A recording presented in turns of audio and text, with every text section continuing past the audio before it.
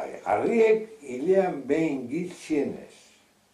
Hilean behin, da hobe amabostegi behin zorroztu egin behar dira. Pikatu egin behar dira. Kanta bat dago,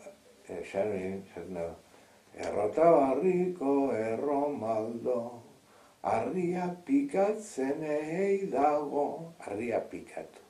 Harria pikatzen zindiran mailuagaz. Mailuag izan deiz, bujarda edo zorrotza.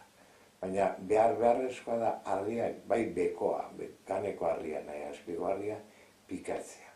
Beharrezkoa da.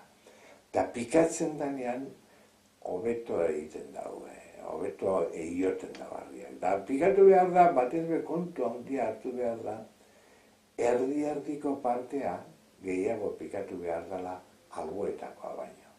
Eta ganera, deukaz, horako surko batzu deukaz argiak. Da zertarako da, gauze bitarako da. Lehenengo da, asea hartu deien, argi bitarteak, da gero, emoteko bidea urtekereari, uren urtekeari. Gero, urunek urten egiten da argi hartetik, da jeuzen da askara. Horretarako da. Zera.